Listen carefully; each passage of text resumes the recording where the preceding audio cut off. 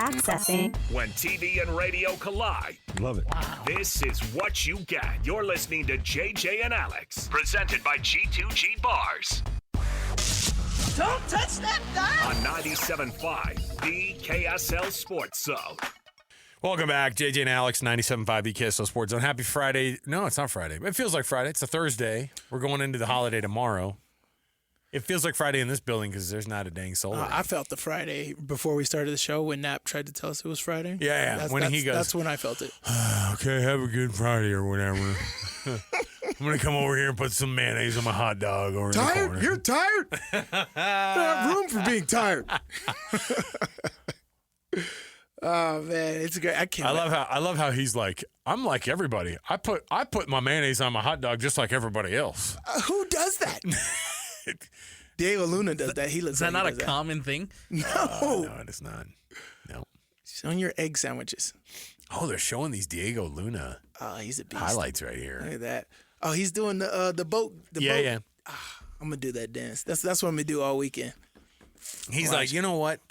You know what would up this look a lot? I'm gonna bleach. I'm gonna go bleach on this. That bleach hair looks hilarious on the guy. But when they show him from like 3 years ago, when he was playing in like the USL here in like El Paso, and they show him and he looks like he's 12. Yeah, and you're like, all right, well, we've stepped it up. Get a couple more neck tattoos, bleach your hair, score a couple goals for Team USA to get yourself to the Gold Cup final. You're in a good spot. All right, put some mayonnaise on your hot dog. You're a grown man now. All right, there you go. Sly Sylvester joining us today in place of JJ. Thanks for doing the Lord's work this week, Sly. You've been here a lot. You've been here a lot of days, man. I'll tell you, for me personally, I enjoy it. I love it. We have a good time. We might have too much fun. We had to tone it down. Well, we get I texts. did see Nate in the studio a little while ago. I think he was observing us. Trying to make sure these guys can't have too much fun. No, I'm sure Lloyd got in trouble. It's fine. It's not us. I think he'll be okay. Here's the deal. So, our program brought to you by G2G Bars. If you haven't heard, G2G Bars, perfect protein bar. Give it a shot. No preservatives, plenty of protein. The G2G Bar is perfect for anybody who needs that quick, tasty, nutritious boost. Let's kick off the hour here. Our guest is Eric Spyropoulos. He writes for Utah Jazz and NBA.com. And we're going to dip in right here. It's the cut. Top of the hour. Let's do it. It's time for the biggest story of the day. This is what made the cut with JJ and Alex on 97.5, the KSL Sports Zone.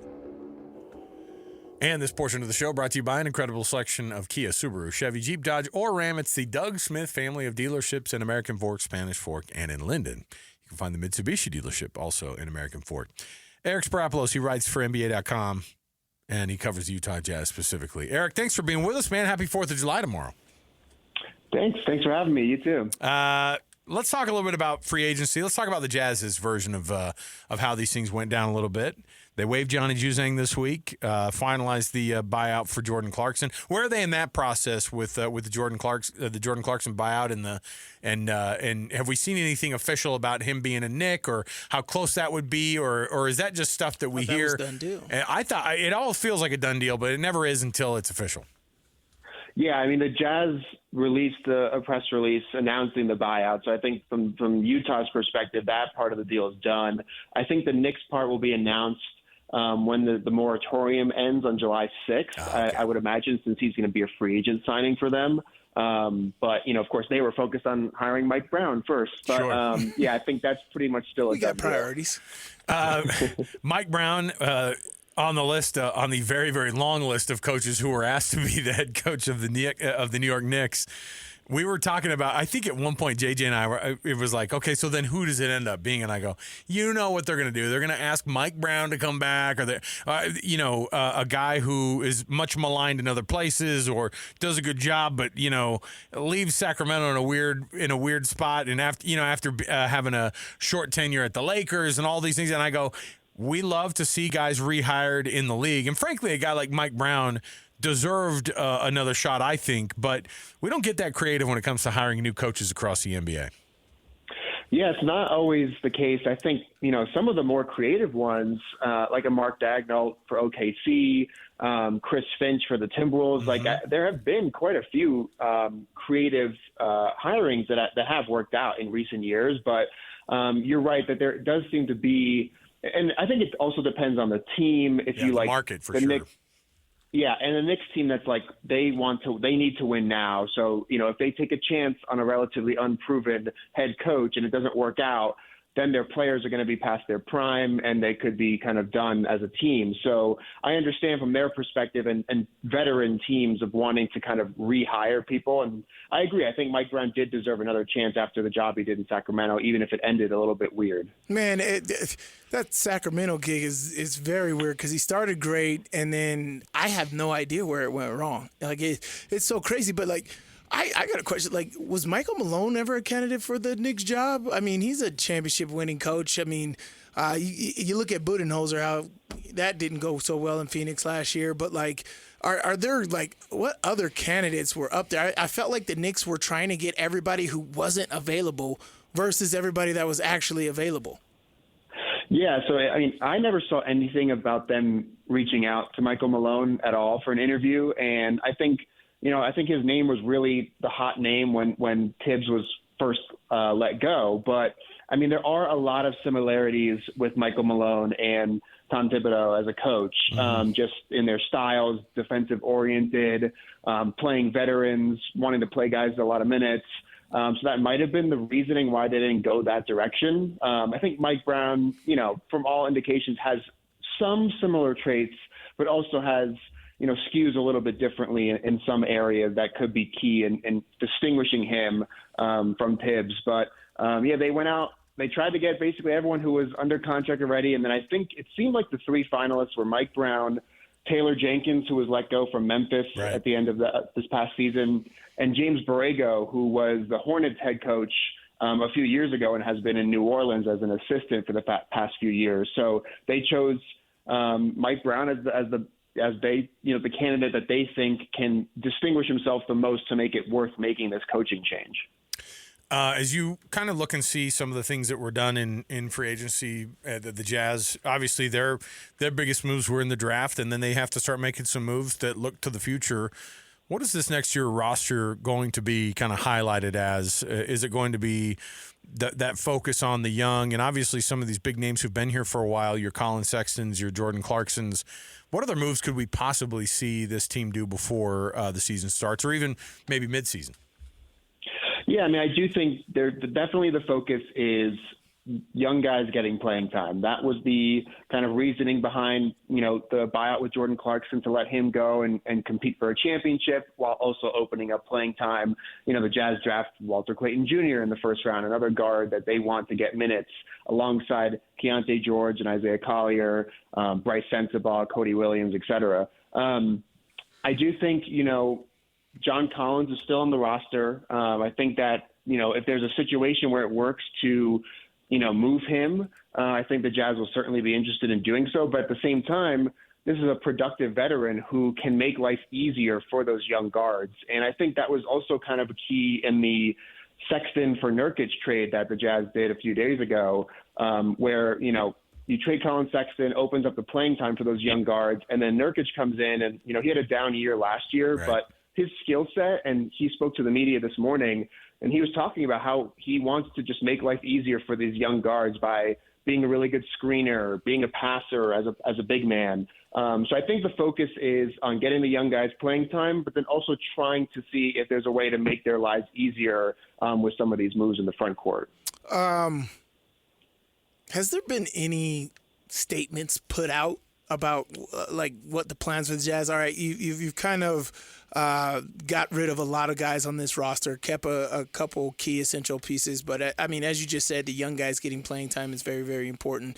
Has there been any statements put out from Uncle Danny or anybody about the plans for the next couple of years with Ace Bailey, and then kind of what they're looking for in free agency or anything plans going forward? Like, we plan on taking championship runs here in the next year or two, anything like that? Come on. Yeah, nothing like that. Nothing like that's been coming out. All speculation. I think, yeah.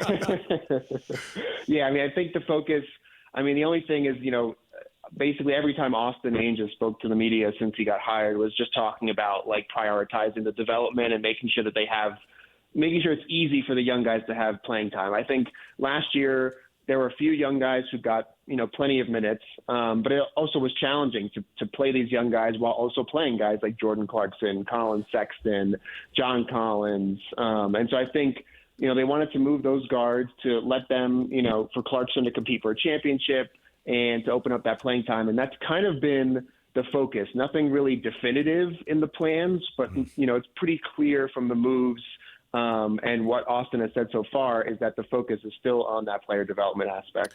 When 4th of July kicks off, that means we are right upon the Summer League. And, of course, there is so much to look at and so much to see with this team. And I think that when you look at the rosters, and you looked at, and it's always this long list of names that most of the time most fans wouldn't recognize. However, when you're looking at it and when Tony Spyropoulos is putting it together and has or Eric Spyropoulos has a notebook out and he's taking some notes down and he says, this is the guy I'm circling here to watch a little bit of this person. Obviously, your Ace Baileys and some of your young guys coming in. But who are you looking at on this summer roster that you go, I really want to see what they're going to do up at the Huntsman Center? Yeah, I think an interesting name is R.J. Lewis Jr., who played at St. John's, who was a pretty notable player for St. John's last year. Pretty big, wing, can be a defender. And he signed a two-way contract with the Jazz shortly after the draft ended, the second round ended. So I think that might have kind of went under the radar, and it hasn't been made official yet. But I think that's a name that, he had some production at St. John's for a very successful team under Rick Pitino and flies under the radar, doesn't get drafted, but has an interesting skill set at a wing position, especially defensively, considering that the plans that the Jazz may have for him to be in their organization next year. I think that's a name outside of obviously the rookies and the sophomores, which, the Jazz have a loaded Summer League roster, right, specifically for Salt Lake City Summer League. But R.J. Lewis Jr., I think, is a name to keep an eye on. I was looking at some of these names too, and you can't help but look and say, okay, look, when you see what some of these guys are going to be doing and what they're going to be asking them to do, when guys like Cody Williams hit the floor, there's going to be a lot asked of them. There's going to be a lot of expectations, like you were saying, for this sophomore class. But what are guys like, even Bryce Sensabaugh or Flip? What are they going to do? What is expected of them in this second go around and to be looked at this year? What does management want out of them in this next phase of development? Yeah, I think the biggest thing when you're looking at those sophomores or in Bryce Sensabaugh's case, like guys who have already played in the league who are going to be playing at Summer League, it is case dependent. Right? I think a lot of people, and Cody Williams spoke to the media a few days ago, and a big discussion point was like just how much weight and strength he's trying to put on and how much he's eating these days. And so with him, I think you're looking for, how does his frame look? How does he use his frame? If he has added that strength, how does that change the way he plays? Does he play with more force? Does he, not second guess his decisions? I think a guy like Kyle Filipowski, he was pretty productive at the NBA level, down the stretch of last season. I think you want to see if his three-point shooting can maintain and just can he physically kind of impose himself going up against Summer League guys inside the paint. Isaiah Collier, I think the biggest thing for him is how is his shooting developing. We know he can pass. We know he's blazing fast and can get down the court in a hurry. But adding that jumper and that threat of being a scorer is what you really want to see. And Bryce Sensabaugh, I think this is a guy, he established himself as an elite three-point shooter last season. The question for him is, one, does that maintain? Two, how much playmaking can he do with the ball in his hands? And I think three, how much better can he get defensively in order to earn Will Hardy's trust at the NBA level? I think that was a big talking point for him when last season ended. So all those guys have specific things you're hoping to see if you're a Jazz fan, and I think that's what makes Summer League so compelling this year. John Tonje's a guy, that second-round pick that, anytime you're a 53rd pick overall in the draft, I don't know if a lot of people look and say, "Oh, we better get something out of this cat." But at the same time, you can't ignore the scoring ability that he has. Everybody loves to talk about him being 24 years old, but What do you like about John Tonje coming in as the guy who kind of gets looked at, as the third guy in the draft? Yeah, I mean, this guy, he is a physical scorer. I mean, he is, not only did he, shoot 39% from three last year, but, I mean, this guy gets to the free throw line like it's nobody's business. I remember he had a game, because I was looking this up after the Jazz drafted him. He had a game where he scored 40 or 41 points, I think, in November against Arizona, and I think he had like 21 or 22 free throw attempts in that game. This is a guy who, he is an older player, so he was – more physically developed than some of his competition in college. But, I mean, he knows how to use his physicality to draw fouls, and that is, that can be a very underrated skill in the NBA. So I think given the fact that he can also hit threes and he doesn't have to only rely on that physicality is crucial for him. But he can score from all three levels, and he knows how to use his frame and his strength to his advantage. We'll just have to see if that strength and his frame can is that still an advantage at the NBA level now against this competition? And if it's not, how does he adapt? I think it comes with more 3-point attempts, but he can score that way, and he can score from all areas of the floor, which I think is the most intriguing aspect of his game.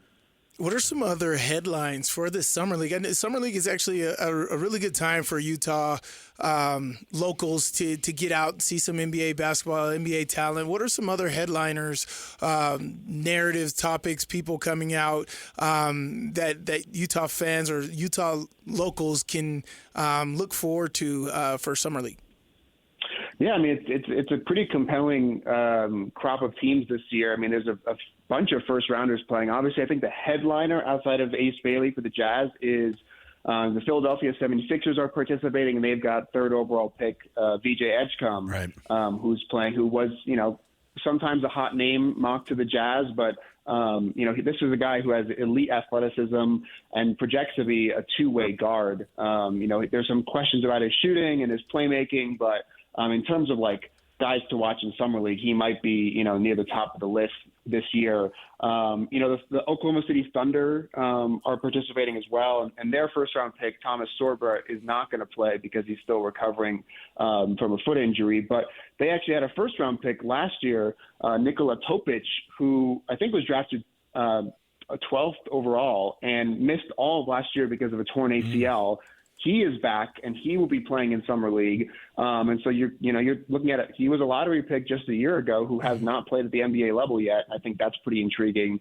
And the Memphis Grizzlies, I'm not sure. They haven't released their roster yet if their first-round pick, Cedric Howard, is going to play. But if he is, that just adds to the list because, of course, you've already got Ace Bailey and Walter Clayton Jr. as Utah Jazz first-round picks. So there's plenty of young talent coming to town this weekend. I saw Edgecombe play live at BYU this year, and that was a game that a lot of scouts really loved because he had 28 points, and I think it was 6 of 8 from three that game. It was basically his show, and man, they ended up losing that game against BYU. But everybody looked at it and went, "Oh yeah, he's an NBA. He's got an NBA guy. future." Yeah, it was pretty easy to see why he had all that lottery hype. So, Eric Spyropoulos, he writes for the NBA for NBA.com, covers the Utah Jazz, and he's going to be covering Summer League, of course, this time of year. Not a lot of work done by people who cover the Jazz because they got to sneak in 4th of July, and then they got to get straight up the hill to.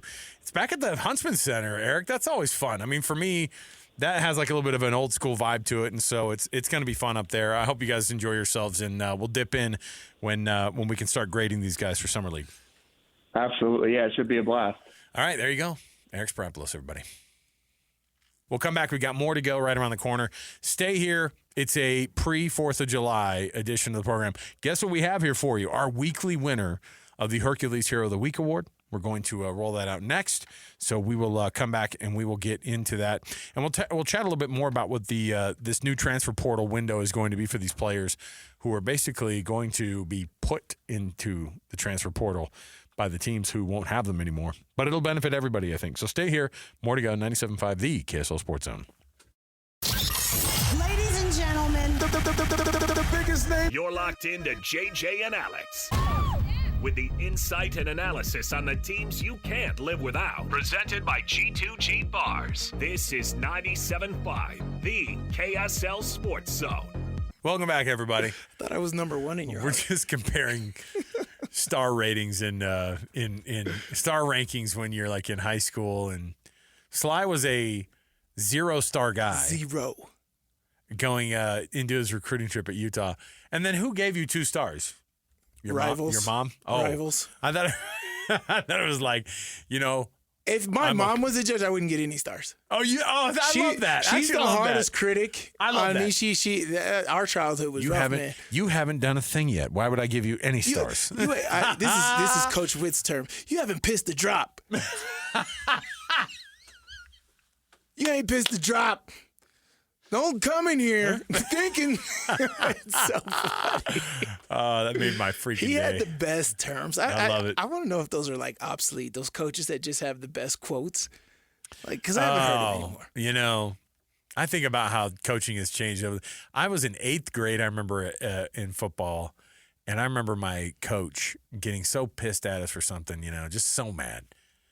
And he was, in the way he showed his disdain was, and they're wearing those old those polyester bike shorts. Remember those? Yeah. The bike. The 80s Belichick. Yeah. And they have the little clip button on them, and their bellies were pushing the elastic down anyway. But they always had the chew in the back pocket. 8th grade coaches are chewing like at practice, and our coach would get so mad. And I remember sitting there, and we're all sitting there, and he gets mad about something that had happened, and he takes the dip out of his lip and he throws it at me, and he hits my helmet. It's just this Copenhagen just explodes on my helmet, and I remember going. But I remember it being normal, like I had one of the coolest high school coaches he chewed religiously. Oh my gosh, those guys, dude! And by the end of the football season, by the way, they'd throw all their dip down, and you put your hand in it at some point. Mm-hmm. So that's the 80s and 90s coming back at you right there. Program right there. Hey, we have this program that we have that's not the program where you're laying in the streets and letting semi trucks drive over the top of you and cheating on your steroid test. Okay, that's different. This is a program that we absolutely get behind, and that is the Hercules Hero of the Week Award. Yeah. The Hercules Hero of the Week Award is you nominate somebody who does a phenomenal job in the youth sports category in your neck of the woods. And then we honor those people with an award that we call the Hercules Hero of the Week. It's brought to you by Hercules First Federal Credit Union and Beehive Meals. And we're able to read those off every Thursday, which happens to be today. The winner this week is Jeremy Starley. Jeremy was nominated by Richard this week, and I've got part of the nomination letter right here. Year after year, Jeremy shows up to coach. Baseball, soccer, flag football. He has a real gift for bringing out the best in his kids and making sure that it's fun for all. Most recently, his flag football team went 6-0 and won the championship. The coaches in the era have a tough job, yet he always handles these situations genuinely, and he keeps coaching for the kids. Jeremy Starley is your winner for this week. He wins a gift card courtesy of Hercules First Federal Credit Union and $200 to Beehive Meals. So congratulations to Jeremy. We appreciate it. You can nominate somebody like Jeremy Starley in your neighborhood who does a phenomenal job coaching and keeps that thing going of making sure that we realize what the important thing is with youth sports these days. It's not to get kids to the NFL. It's to make sure they have fun doing this and playing these sports, and that they keep coming back and wanting to do it. So nominate that person. Go to kslsports.com/contests, and you'll see it right there. Just click the button and nominate that Hercules Hero of the Week award. So congrats, Jeremy Starley. Let me see here. Sly, I've got this interesting thing. We brought it up a little bit yesterday, but I didn't really get to dive into it while we were at Kenny J's because I was diving into the barbecue. So let me bring it up here. They've tried to figure this out. Now, the transfer portal is already a divisive issue in college football among coaches about the timing of it, when to do it, when the best time to. When rosters were going to be set at 105, and first of all, a lot of these coaches, you heard Kalani Sitake say at Big 12 business meetings that they were trimming down the roster to 105, but he had chatted with coaches who were not doing it because they were kind of calling the bluff of the NCAA. I'll do it when they tell me that I have to do it. And it turns out when the settlement was reached, when they ended up having to, trim those rosters down, they had to tell guys pretty late in the process that they wouldn't be on the team anymore. there is still going to be some of this. And coaches, I think, going forward, starting this season, are going to have a moment where players can be put into the transfer portal. That means, and here's why it's a relief, I think, for both sides, the player who gets into the transfer portal and the coaching staff. They're putting a kid in the transfer portal who is not going to have a shot at being on the roster this year. Now, going into the transfer portal in July, and the window opens between July 7th and August 5th. Doing a disservice to those kids. First of all, August 5th would be an absolute travesty, but nonetheless, there are probably going to be some kids on big rosters who aren't going to make that team, so to speak, and they're getting cut in a way.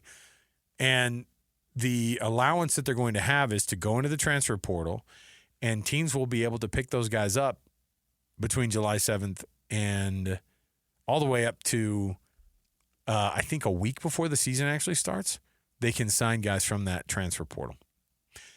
It's nothing that is earth-shattering, but it will be for a lot of players. Once they figure this out in the next few years, I don't think you'll have very much of this. But this first couple of go-rounds, you're going to have kids that are cut from this thing and that they're put in as the designated student athlete. That's the thing. It's going to be a DSA, the designated student athlete. And the players are going to be basically put in there by, and I think you have a conversation, obviously. The dumb coaches are the ones who are just going to force you to get into it.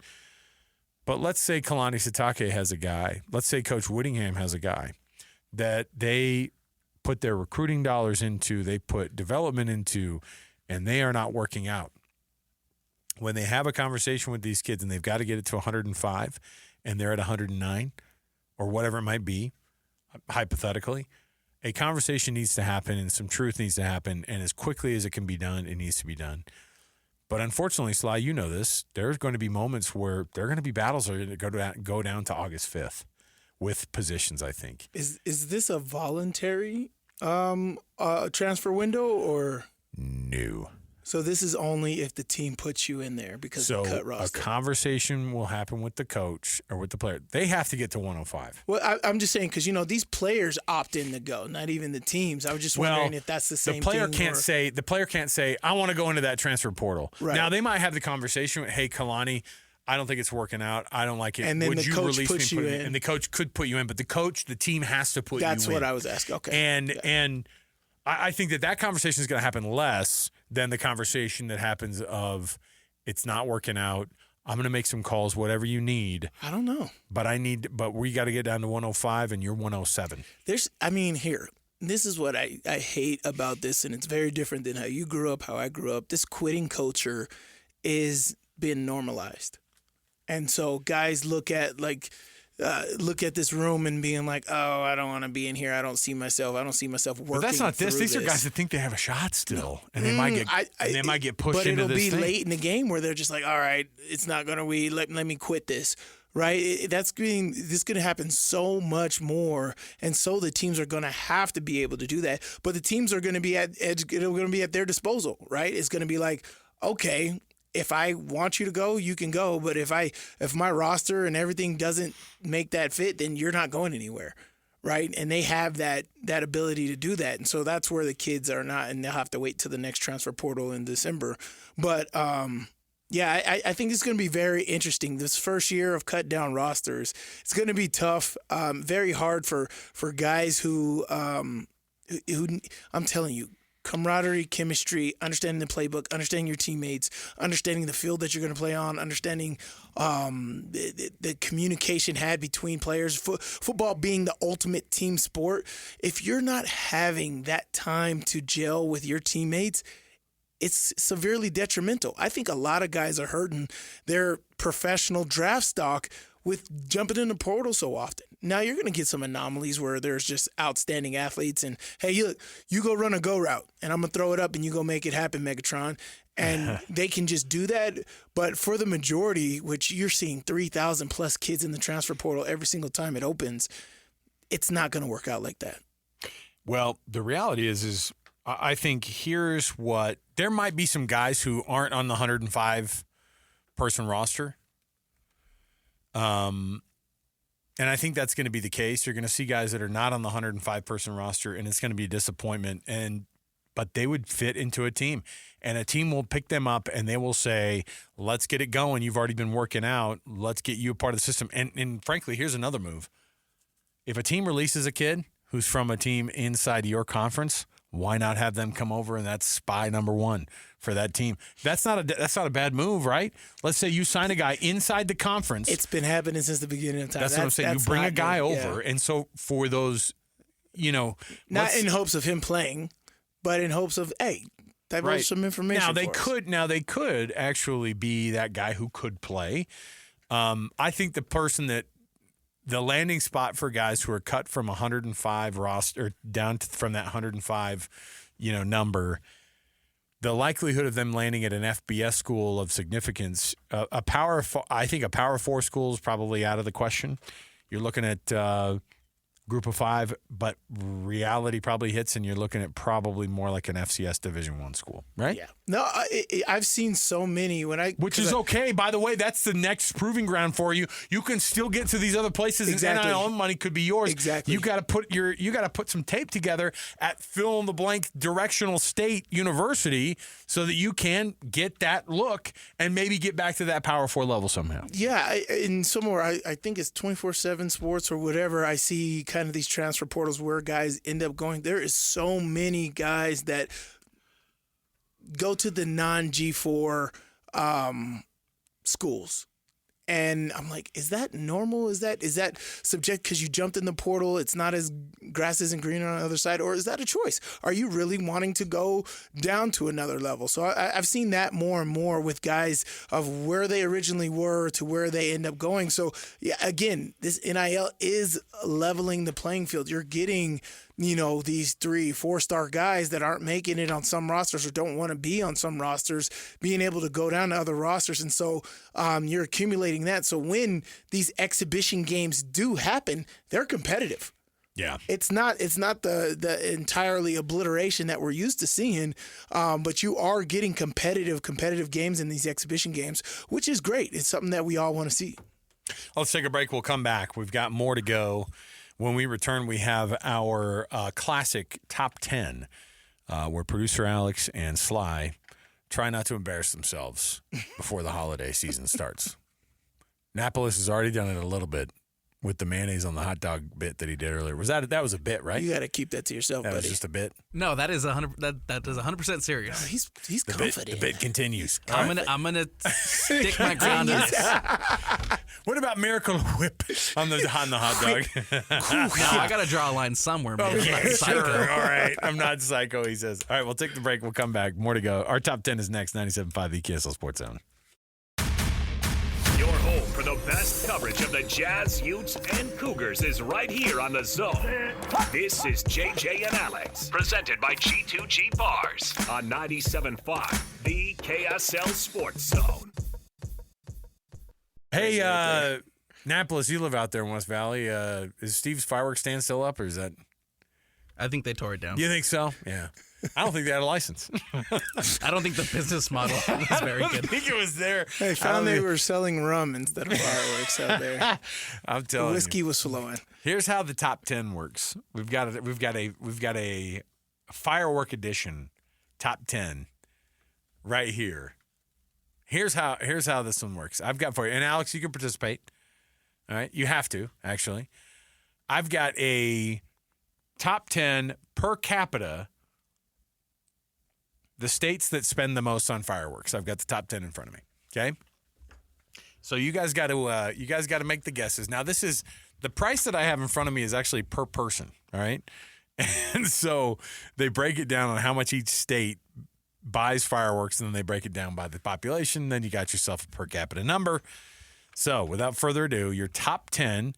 Alex Napolis, our producer, will hit the timer. We're going to go tick, tick, tick. And then, look, turn on Tom Curl's mic, too. He can participate. Yeah, Tom, you get I in got to here. see if Tom, because, frankly, Tom, these guys, I mean, we don't convert well on getting the full top 10. So here we go. On your mark, get set, go. I'm going all Midwest here. Montana, Wyoming, South Dakota, North hold Dakota. on. What? Texas. Texas. Wait, did you say Montana? Yes. Ding. Montana, Wyoming, Ding. North Dakota, South Dakota, Nebraska, Oklahoma, Louisiana, We're getting close, though. Missouri, Ding on Missouri. Mississippi, Kentucky, Idaho. Idaho's a good one.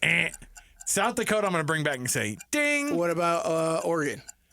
California? Oregon, no, those people do not let off fireworks. California? Oh, yeah, not the choice. Are you Arizona. What about Nevada. Maryland? Oh, Nevada, you said? Oh, wait. Wait, what did you say? Maryland? Maryland, West Virginia, Tennessee. South Florida, South Dakota, Georgia. I'm going like Animaniacs here. Connecticut, Delaware, Maine, Vermont, Iowa. Kansas. New York, Oh, wait. Kansas?